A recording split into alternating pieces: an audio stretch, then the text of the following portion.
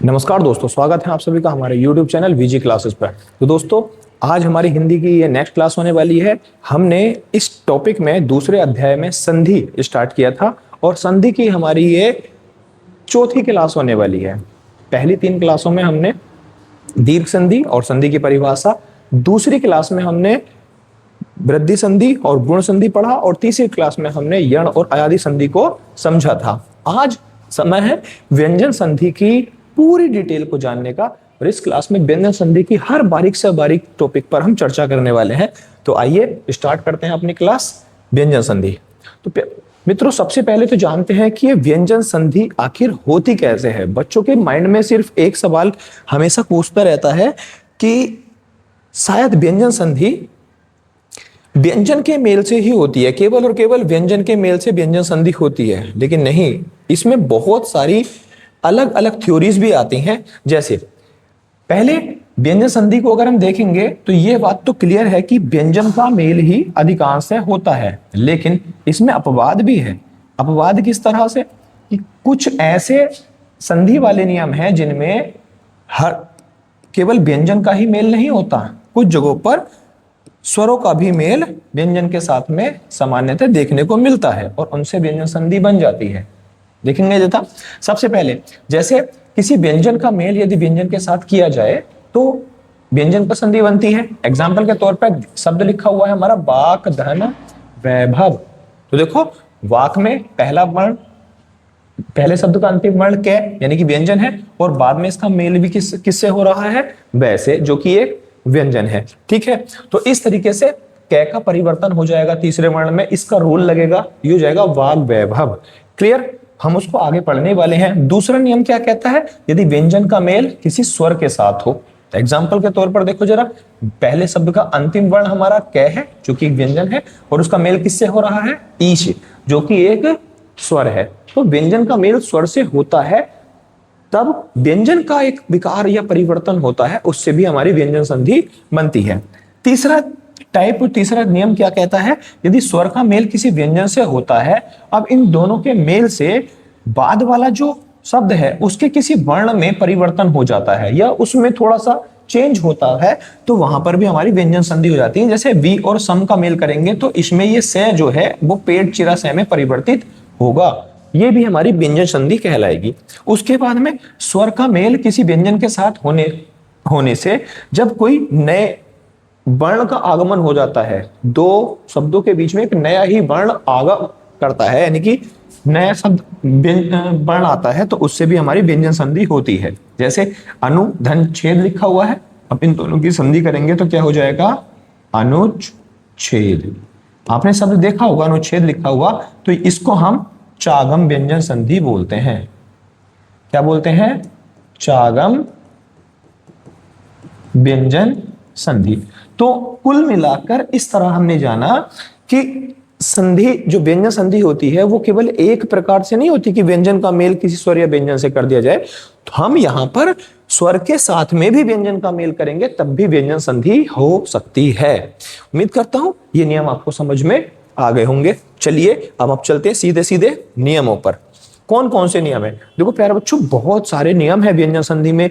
सामान्य तौर पर देखते हैं हम तो स्वर संधि में हम 5 भेद पढ़ते हैं, दीर्घ, वृद्धि, गुण, यण और अयादि। और उन पांचों के जिस तरह से बहुत सारे भेद होते हैं, हमने एक एक के भेदों को जाना। उसी तरीके से व्यंजन संधि में पहले तो टाइप नहीं बटे होते, लेकिन बहुत सारे भेद सामान्यतः हो जाते हैं।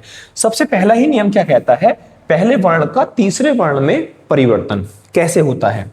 ठीक है, नियम है हमारा, किसी भी वर्गीय व्यंजन का पहला वर्ण, किसी भी वर्गीय व्यंजन का पहला वर्ण क्या होता है, कै, चे, टे, ते, पे। ये 5 जो हैं किसी भी वर्गीय व्यंजन के पहले वर्ण हो सकते हैं सामान्यतः। इसमें कहा गया है कि इन सब का मेल किसके साथ हो, किसी घोष वर्ण के साथ होता है। अब घोष वर्ण क्या होते हैं हमारे, घोष वर्ण होते हैं हमारे किसी भी वर्गीय व्यंजन का जो तीसरा, चौथा और पांचवा वर्ण होता है। कौन सा, तीसरा, चौथा और पांचवा वर्ण होता है, ये घोष वर्ण होते हैं। उसके अलावा ये, रे, ले और वे ये घोष वर्ण होते हैं। उसके अलावा सभी स्वर, इनके साथ में अगर किसी पहले वर्ण का मेल होता है, किसी भी वर्ग या व्यंजन के पहले वर्ण का मेल होता है, तो क्या होगा, यही वर्ण जो है वो अपने ही वर्ग के तीसरे वर्ण में परिवर्तन करेंगे। कैसे कैसे वो जरा जानते हैं। कै का परिवर्तन हो जाएगा कै खे गै में। क्लियर है। एक पॉइंट याद रखेंगे, जब भी इनकी संधि करेंगे, इनका मेल होगा तो वो हमेशा व्यंजन का ही होगा, तो इसके नीचे हलंत तो निश्चित तौर पर लगा ही होगा। इनका जो परिवर्तन होगा वो भी हलंत रूप में ही होने वाला है। गैगा चै का जय में, तै का दै में, तै का तै थे दै, पै का पै फै बै। कुछ इस प्रकार से ये सारे परिवर्तन होने वाले हैं। सेम टू सेम नियम कहता है हमारा, पहले वर्ण का तीसरे वर्ण में परिवर्तन। इसका मतलब किसी वर्ग का पहला वर्ण, उसका मेल होगा किसी घोष वर्ण से। घोष वर्णों में आते हैं वर्गीय व्यंजनों का तीसरा, चौथा, पांचवा वर्ण, और उसके अलावा ये रे ले वे, और आते हैं सारे के सारे स्वर। इनके साथ में यदि मेल होता है तो ये वाला वर्ग जो है अपने ही वर्ग के तीसरे वर्ण में परिवर्तित हो जाता है। अब ये जो हमने नियम पढ़ा है, इसी के अकॉर्डिंग हम अपने कुछ एग्जाम्पल भी पढ़ने वाले हैं। ओफो, थोड़ा सा डिस्ट्रैक्ट हो गया।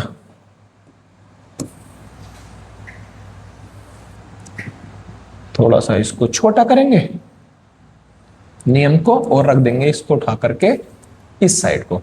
क्लियर। अब इसी के लिए मैंने बहुत सारे कुछ एग्जाम्पल इधर लिखे हुए हैं, इनको जरा सोल्व करते हैं, क्या इनके नियम के अकॉर्डिंग ठीक हो रहा है या नहीं हो रहा है। पहला शब्द लिखा हुआ है बाक धन ईश। तो देखो पहले वाले वर्ण का कै का मेल किससे हो रहा है, ई से, जो कि एक स्वर है और एक घोष वर्ण भी है। तो अब मैं जब इसका मेल करूंगा तो कै का परिवर्तन किस में होगा, तीसरे वर्ण में। कै का परिवर्तन ही तो होगा तीसरे वर्ण में। कै का परिवर्तन होगा कैक है और गै, क्या हो जाएगा, कैक है गै में परिवर्तन होगा, और बाद में जुड़ा हुआ है ईश। ठीक है। तो इस ई को जब हम इस गै में जोड़ेंगे तो ये गै और ई बनेगा, क्या हो जाएगा, ये बागीशा, बागीश। इसी तरीके से हम बाकी सारे भी ले लेंगे। जो कै का मेल, कै का परिवर्तन जय में कर रहा हो, घोष वर्ण है, तो कै का परिवर्तन होगा गै में, तो क्या हो जाएगा। इस बार हम एक चीज खास देखेंगे, क्योंकि यहां पर व्यंजन है और व्यंजन का मेल व्यंजन के साथ ही हो रहा है, इस वजह से गै अब पूर्ण नहीं होगा। पहले वाले नियम में क्या था, गै का मेल किसी स्वर से हो रहा है, तो ये स्वर इस गै को पूर्ण कर रहा था। लेकिन इस बार बागीश में गै इस प्रकार से ही रहने वाला है, या बागजाल में। क्लियर। आगे है द्रिगंत। तो देखो कै के नीचे हलन लगा हुआ है, क्या लिखा जा है, द्रि, कै का हो जाएगा गै, और बाद में क्या लिखा हुआ है, अंचल। अंत नहीं है, अंचल है। क्लियर। अब इसकी जब हम संधि करेंगे तो ये ए मिल जाएगा गै में, कैसे हो जाएगा, गन चल, ये हो जाएगा द्रिगंचल। ये संधि शब्द लिखा हुआ है षडंग। क्लियर। इसका थोड़ा सा रूप देखते हैं किस प्रकार से बनी होगी। अगर मैं श लिखूं, फिर उसके बाद में डे लिखता हूं, डे में हलन लगाएंगे, ए अंग और गै, इस प्रकार से लिख सकते हैं इसको। क्योंकि यहां से पता करना कि कौन सी संधि है थोड़ा सा कठिन बात हो सकती है। ठीक है, लेकिन अब आसान हो जाएगा। देखो डे आया है, डे का मेल किससे हो रहा है, एक घोष वर्ण से, और ये डे परिवर्तित होकर आया हो, क्योंकि संधि हो रखी है, इसलिए ये डे किसी ना किसी वर्ण से परिवर्तित हुआ होगा। और डे देखेंगे कौन सा वर्ण है, ये टे वर्ग का तीसरा वर्ण है। इसका मतलब क्या है, ये डे जो है हमारा टे से परिवर्तित हुआ होगा। क्लियर है बच्चों। तो अब जब इसमें हम परिवर्तन करेंगे तो क्या हो जाएगा, षट धन अंग, ये हो जाएगी इसकी संधि विच्छेद। अगला लिखा हुआ चित धन आकार, तो क्या हो जाएगा, तय का हो जाएगा दे, दे के साथ में लगाएंगे आ, क्योंकि बाद में जो स्वर है वो इसको कंप्लीट कर देगा। क्या हो जाएगा, चिदा कार। क्लियर। आगे लिखा हुआ है जगत धन अंबा, ये हो जाएगा तय का दे, तय है दे, तो क्या हो जाएगा जग दे, ये ए दे में जुड़ेगा, अनुस्वार लगेगा और बाद में जाएगा बा, क्या हो जाएगा जगदंबा। उसके बाद में लिखा हुआ है सदवेग, सदवेग लिखा हुआ है ना, से दे प्लस वेग, अब हमने पढ़ा था ये वह भी घोष वर्ण है, तो ये किससे परिवर्तित हुआ होगा, तय से, तय थे दे, तो क्या हो जाएगा सत धन वेग। तो इस तरीके से हम जान चुके हैं कि यदि किसी वर्गीय व्यंजन के पहले वर्ण का मेल किसी घोष वर्ण से होता है तो ये पहले शब्द का जो अंतिम वर्ण होता है ये अपने ही वर्ग के तीसरे वर्ण में परिवर्तित हो जाता है। तो ये बहुत आसान सा कॉन्सेप्ट था, उम्मीद करते हैं आपको समझ में आ गया होगा। चलते हैं अपने दूसरे नियम की ओर। दूसरा नियम क्या कहता है, यदि पहले वर्ण का पांचवें वर्ण में परिवर्तन करना हो, तो बिल्कुल सेम सा कॉन्सेप्ट है प्यारे बच्चों। इसमें क्या होगा कि अब जो किसी भी वर्ग का पहला वर्ण होगा उसका मेल किसी घोष वर्ण से नहीं हो रहा होगा, पांचवें वर्ण यानी कि किसी न और मैं के साथ हो रहा होगा। किसके साथ हो रहा होगा, कै चे टे ते पे, इन सब का मेल जो है वो किसके साथ हो रहा होगा, किसी वर्ग के पांचवें वर्ण। ठीक है, तो क्या होगा, पांचवें वर्ण में सभी के साथ तो कोई अक्षर नहीं बनते, क्योंकि पहले तीन जो होते हैं ना, अना खाली और प्रश्न वाले न से कोई भी शब्द आरंभ नहीं होता है, इसीलिए इनका मेल किससे होगा, या तो न से होगा या केवल मैं से होगा। तो परिवर्तन किस में होगा, उस समय पर यह परिवर्तन जो करेगा अपने ही वर्ग के पंचम वर्ण में करेगा। क्या का परिवर्तन होगा हमारा, न में, च का न में, टे का ण में, ते का न में और पे का मैं में। तो इस प्रकार से ये परिवर्तन होने वाले हैं। सिंपल सी बात, कै चे टे ते पे का मेल यदि न और मैं से हो तो कै न में, चे अना में, टे ण में, न में, ते न और पे और मैं में परिवर्तित हो जाएगा। क्लियर है, उम्मीद करते हैं ये नियम भी आपको समझ में आ गया होगा।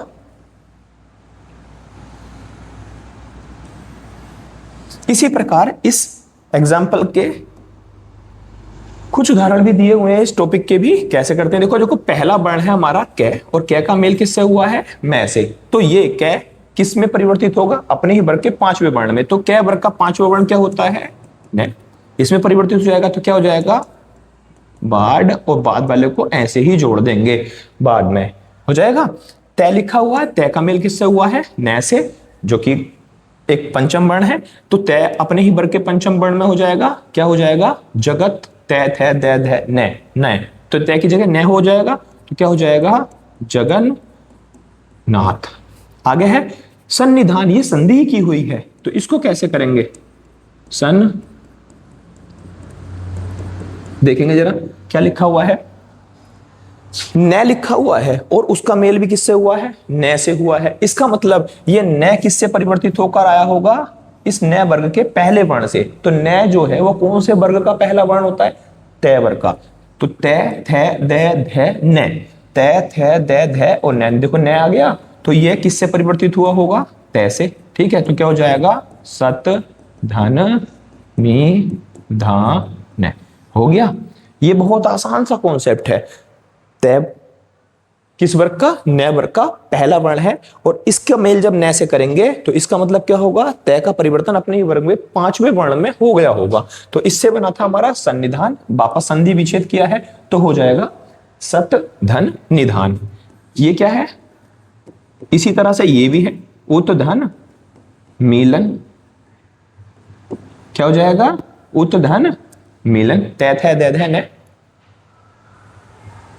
क्लियर, आगे उत धन नति, तो क्या हो जाएगा, तय न वर्ग के पंचम वर्ण में परिवर्तित होगा, क्या हो जाएगा, उत उन नति, तय का परिवर्तन न, तय थे दे धे न में हो जाएगा ना, तय वर्ग का पंचम वर्ण में। क्लियर है, आगे है उन्नयन, तो क्या हो जाएगा, उत धन नयन। इस तरह से हम इस दूसरे नियम के अकॉर्डिंग भी हम सारी संधियों को सोल्व कर सकते हैं। अब चलते हैं अपने अपने तीसरे नियम पर। तीसरा नियम जो है हमारा वो मैं संबंधी नियम है।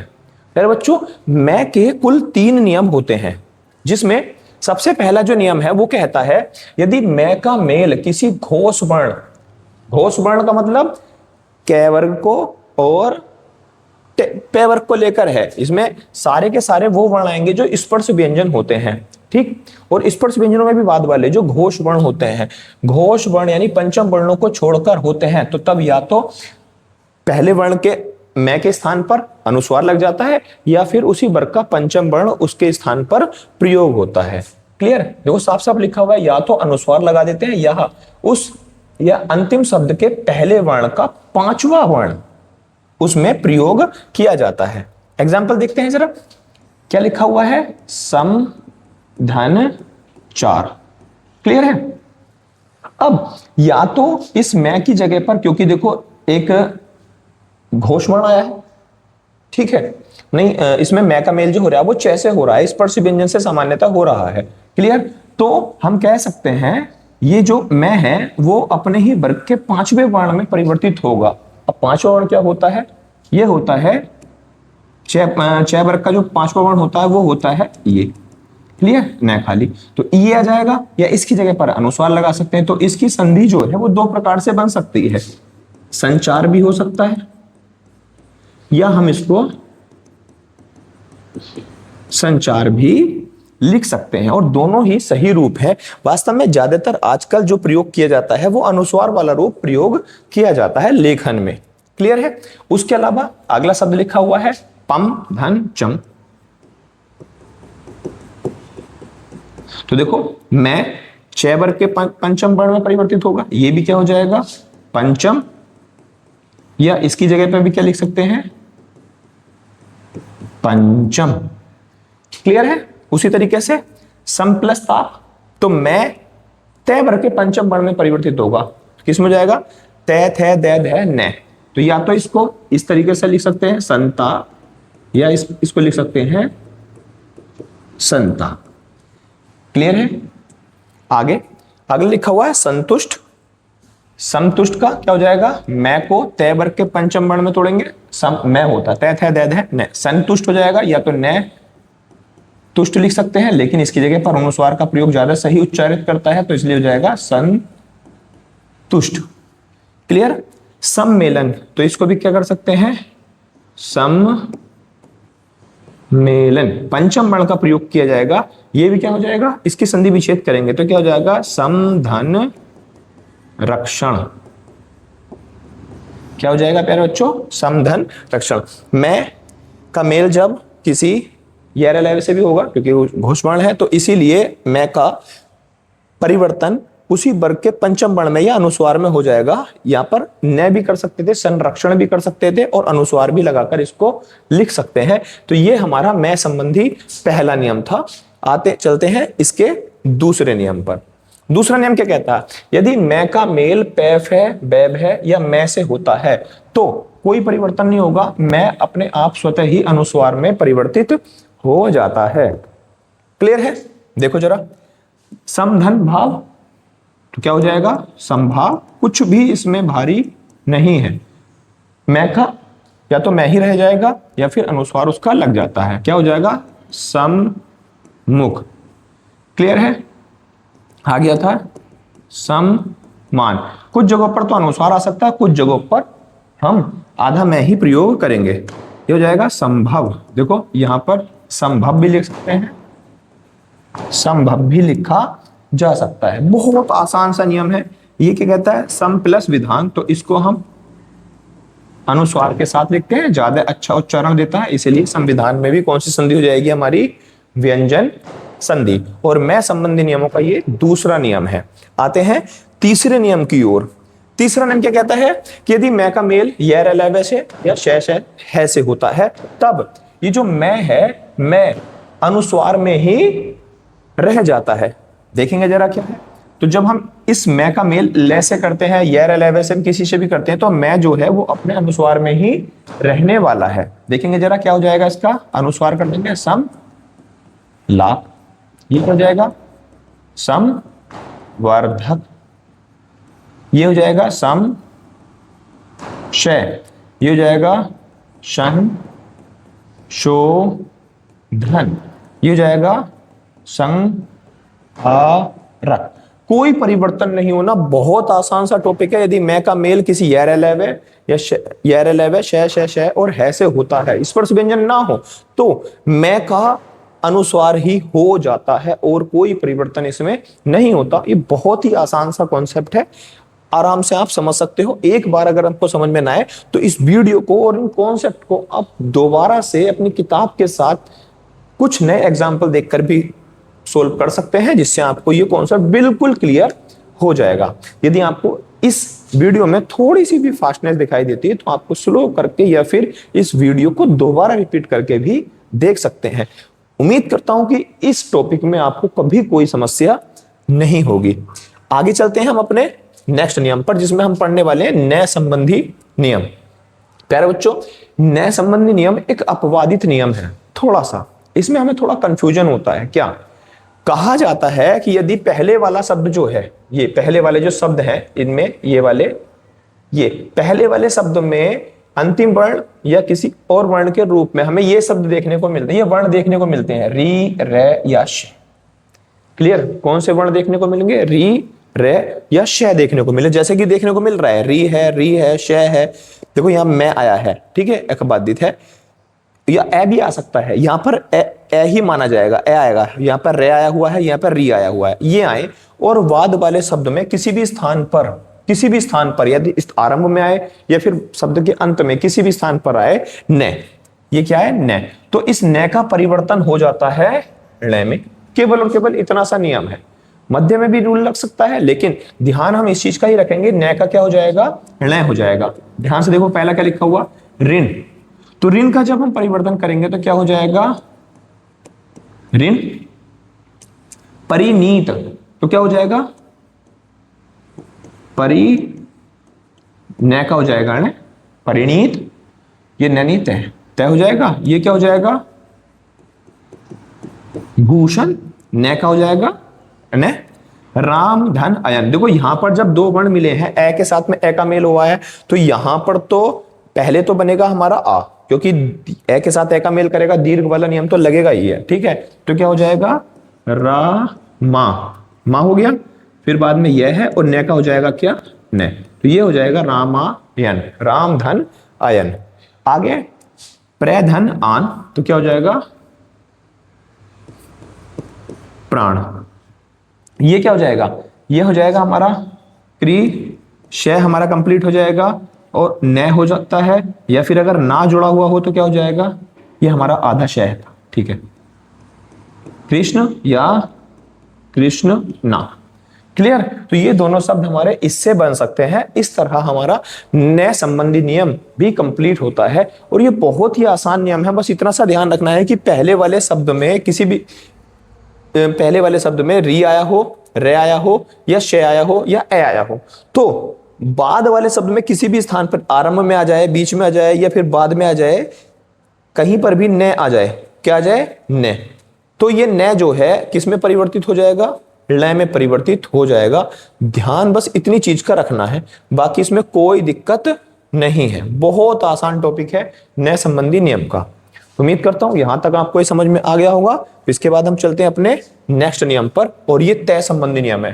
प्यारे बच्चों, तय संबंधी नियम बहुत सारे होते हैं। ये कुल मिलाकर के 7 नियम हैं और इन 7 नियमों को एक बार में कंठस्थ करना बहुत ज्यादा बड़ी बात नहीं है, लेकिन इनके नियम अलग अलग होने के कारण ये थोड़ा सा हमें सेपरेट में भारी से दिखाई देते हैं। इनमें 2 नियम ऐसे हैं जिसमें तय का मेल किसी दूसरे वर्ण के साथ होने पर दोनों का परिवर्तन होता है। बस उनको थोड़ा सा ध्यान से याद करेंगे तो सब बहुत आसान से हो जाएगा। सबसे पहले हम नियम समझते हैं, उसके बाद इससे रिलेटेड ये एग्जाम्पल सोल्व करेंगे, टॉपिक हमारा आसान हो जाएगा। तो क्या कहते हैं? यदि तय का मेल किससे होता है? च या छ के साथ होता है, तो ध्यान सुनेंगे, तय इस पहले वाले वर्ण ह्स्व वर्ण में ही परिवर्तित होगा, या कह सकते हैं अल्प प्राण में ही परिवर्तित होगा। तय का मेल कभी भी छ के साथ नहीं होता है। आप यदि हमारी वर्णमाला वाली टॉपिक नहीं पढ़े हैं, उसमें आपने द्वित्व, संयुक्त अक्षर और संपृक्त ध्वनियां वाला टॉपिक नहीं पढ़ा है, तो आप उसको प्लेलिस्ट में जाकर पीछे देख सकते हैं। उसमें हमने बहुत अच्छे से समझाया है कि द्वित्व व्यंजन, संयुक्त अक्षर और संपृक्त ध्वनियां क्या होती हैं, और उस टॉपिक को पढ़ने के बाद आप बिल्कुल क्लियर हो जाएंगे कि हाँ, यहां तय का परिवर्तन छ में क्यों नहीं होगा। एक बार और समझा देता हूं, क्योंकि 2 महाप्राण व्यंजन मिलकर कभी भी द्वित्व नहीं बनाते हैं। एक अल्प प्राण होगा और दूसरा महाप्राण होगा, या दोनों ही अल्प प्राण व्यंजन मिलकर के द्वित्व बनाएंगे। इसीलिए तय का परिवर्तन जो होगा हमेशा च में ही होगा, छ में नहीं होगा। क्लियर? तो ये हमारा पहला नियम हो गया, तय का मेल यदि च से या छ से होता है तो तय का परिवर्तन होगा च में। क्लियर? दूसरा नियम क्या कहता है हमारा, यदि तय का मेल ज से या झ से होता है तो तय परिवर्तित होगा ज में। तीसरा नियम कहता है तय का मेल ड से हो या ढ से हो तो तय का मेल परिवर्तन होगा ड में। पहले वाले वर्ण में ही होगा, ये याद रखना। और एक चीज, जब परिवर्तन होता है ना, चूंकि यहां पर व्यंजन का मेल हो रहा है, व्यंजन हमारा शुद्ध है, तो परिवर्तन रूप भी हमारा बिल्कुल शुद्ध ही होगा, उसमें भी हलंत लगा हुआ अवश्य होगा। क्लियर? चौथा नियम कहता है तय का मेल यदि ट से होता है तो कोई परिवर्तन नहीं, तय का परिवर्तन ट में ही होगा। ये हमारा चौथा नियम है। उसके बाद में हम पांचवा, छठा और सातवां नियम जानते हैं। यदि तय का मेल ल से हो रहा हो तो तय का कोई परिवर्तन नहीं होता, तय का ल ही हो जाता है। ठीक है? उसके बाद तय का मेल यदि श से होता है। ये दो नियम हमारे थोड़े से खास हैं, कारण क्योंकि इनमें दोनों का परिवर्तन होता है। तय का मेल यदि श से होता है तो तय का परिवर्तन हो जाएगा च में और श का परिवर्तन होगा छ में। क्लियर? कुछ इस तरीके से कंडीशन बनती है, जैसे हमने पढ़ा था ना अनुच्छेद, तो ये इस प्रकार की कंडीशन बनेगी।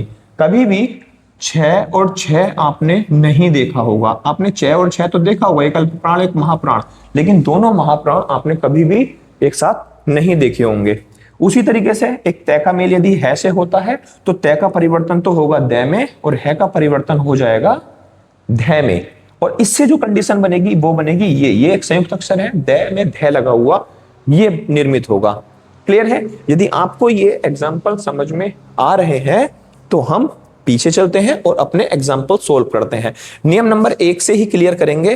क्या कहता है, यदि तय का मेल किससे हो रहा हो, च के साथ या छ के साथ होता है तो तय का परिवर्तन किस में होगा, च में ही हो जाएगा। तो क्या हो जाएगा, मैं इसको ऐसे लिख सकता हूं,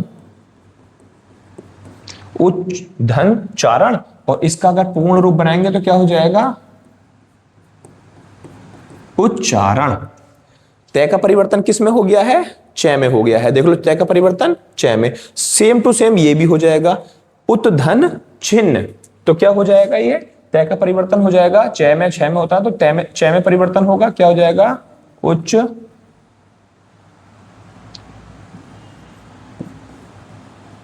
उच्छिन्न। क्या हो जाएगा, उच्छिन्न। तय का परिवर्तन च में हो जाएगा। अब देखो, तय का मेल हो रहा है जैसे होगा या झ से होगा, नियम नंबर दूसरा है ये, जैसे होगा या झ से होगा तो तय किस में परिवर्तन करेगा, ज में। झ में तो होगा नहीं क्योंकि दो महाप्राण मिलेंगे नहीं, तो क्या हो जाएगा, सज, क्योंकि तय आधा है इसलिए आधा लगेगा, और बाद वाला जो ज है वो ऐसे ही जुड़ जाएगा, क्या हो जाएगा, सज्जन। क्या हो जाएगा, सज्जन। उसके बाद में क्या लिखा हुआ, उज्झटिका। तो देखो, ज के बाद में झ आया है, यदि तय का मेल ज से या झ से होता है तो तय का परिवर्तन ज में हो जाता है। इसका मतलब ये जो ज आया है किससे परिवर्तित होकर आया होगा, तय से आया होगा, तो इसका क्या हो जाएगा, उत धन झटिका। क्या हो जाएगा प्यारे बच्चों, उत धन झटिका। ठीक है? उसके बाद में एक आया है उत धन डयन। तय का मेल यदि ट से हो या ड से हो तो इसका परिवर्तन किस में हो जाएगा, इसका परिवर्तन हो जाता है ड में ही। ड में हो या ढ में हो, ढ भी हो सकता है, लेकिन हमने एग्जाम्पल एक ही लिखा हुआ है क्योंकि ज्यादा समय हमारे पास होता नहीं है प्यारे बच्चों, इसीलिए हमने एग्जाम्पल थोड़े से कम लिए हैं। हम इसकी लास्ट में एक प्रैक्टिस क्लास लगाएंगे पूरी संधि वाले टॉपिक की, उसमें हम सारे क्वेश्चंस को सोल्व करने वाले हैं, लेकिन फिलहाल अभी हम थोड़े कम ही एग्जाम्पल कर रहे हैं ताकि क्लास बहुत ज्यादा लंबी ना हो जाए। तो देखो, उत धन डयन, तो क्या हो जाएगा, उड, और बाद का डयन सेम टू सेम ऐसे ही लिखा जाएगा, संधि हो जाएगी हमारी व्यंजन। बृहत धन टीका। तो देखो, तय का मेल यदि ट से होता है तो तय का परिवर्तन किस में होता है, ट में ही होगा, कुछ और नहीं बनेगा। क्या हो जाएगा, बृहट टीका। एक शब्द और होता है इसका ऐसी, तट टीका। तो तय का परिवर्तन तय में हुआ है, तट टीका और बृहत टीका। क्लियर है? अगले नियमों के सॉल्यूशन देखते हैं, क्या कहता है।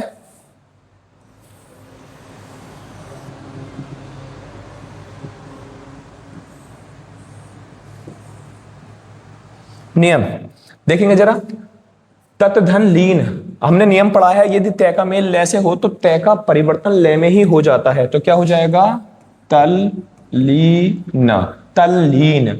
क्लियर। दूसरा लिखा हुआ है उत धन श्वास, तो जब भी अगर तय का मेल शय से हो या किसी और नियम से हो तो तय का परिवर्तन होता है चय में। देखो दो परिवर्तन होंगे, तय का परिवर्तन होगा चय में और शय का परिवर्तन होगा छय में। इस तरीके से लिख सकते हैं ना इसको, उत धन श्वास। क्लियर। तो तय का परिवर्तन हो जाएगा चय में और शय का परिवर्तन हो जाएगा छय में। तय हमारा आधा है तो ये भी आधा रहेगा, क्योंकि बाद वाले में शय भी आधा है, इसलिए इसके नीचे भी हलंत लगेगा ही लगेगा। ध्यान से देखेंगे क्या हो जाएगा, ये हो जाएगा उच्च। ठीक है, छह हमारा आधा है तो इसको भी इस तरीके से लिखेंगे और इसके नीचे हलंत लगाएंगे, बाद वाला ऐसे ही लिख दिया जाएगा, तो हो जाएगा उच्छ्वास, उच्चवास, उच्छ्वास। क्या हो जाएगा? उच्छ्वास। उसके बाद में क्या लिखा हुआ है, ये दोनों शब्द भी हमारे ऐसे हैं जिनमें दोनों परिवर्तन होने वाले हैं। देखेंगे जरा क्या लिखा हुआ है, उत धन हत।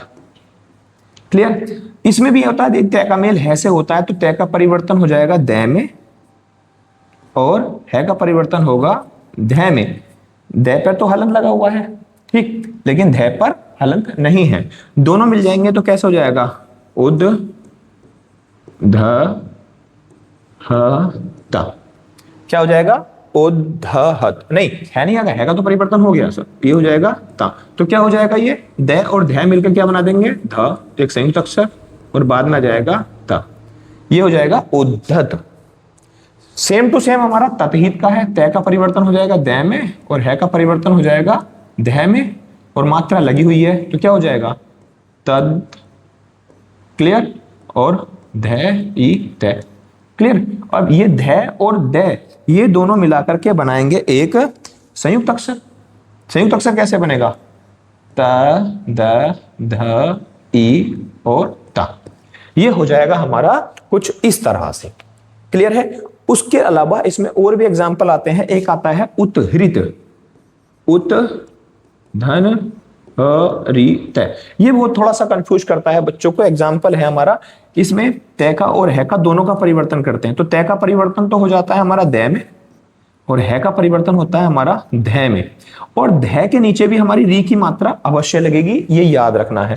अब जरा देखना क्या हो जाएगा, उ तय का हो गया द, हलंत लगा हुआ है, उसके बाद में है का हो जाएगा ध और ध के नीचे भी लगी हुई है री की मात्रा और ये हो जाएगा तय। क्लियर। अब आगे देखेंगे, इसमें आगे लिखा हुआ है जब द को और ध को जोड़ेंगे तो क्या हो जाएगा, उ द ध और बाद वाला तय इधर को लिख देंगे, लेकिन इसके नीचे जो री की मात्रा है वो भी लगाया जाएगा, तो ये हो जाएगा उ द ध री त, उद्धृत। क्या हो जाएगा, उ द ध री त। कुछ इस तरीके से ये कंप्लीट संधि हमारी होगी। तो प्यारे मित्रों, ये टॉपिक हमारा हो जाता है यहीं पर कंप्लीट। इसमें हमने व्यंजन संधि के सारे नियम पढ़े। यदि आपको किसी भी संधि में जो व्यंजन टॉपिक हमने पढ़ा है, इसमें यदि कहीं भी कोई समस्या होती तो हमें आप एक कमेंट जरूर करें। वीडियो को अगर पसंद करते हैं तो वीडियो को एक लाइक करें, अपने मित्रों के साथ शेयर करें और प्लीज चैनल को सब्सक्राइब जरूर करें, जिससे हमें थोड़ा सा मोटिवेशन मिलेगा, हमें थोड़ी सी ग्रोथ मिलेगी और हम आपके इस आगे बढ़ने वाले कंपटीशन वाले टॉपिक में अपना पूरा सहयोग करेंगे, अपना पूरा कंट्रीब्यूट करेंगे, जिससे आप अपनी सफलता को प्राप्त कर सकें और हम उसमें आपके भागीदार बन सकें। इसी के साथ आज की क्लास को करते हैं हम समाप्त। मिलते हैं एक और बेहतर क्लास में। धन्यवाद।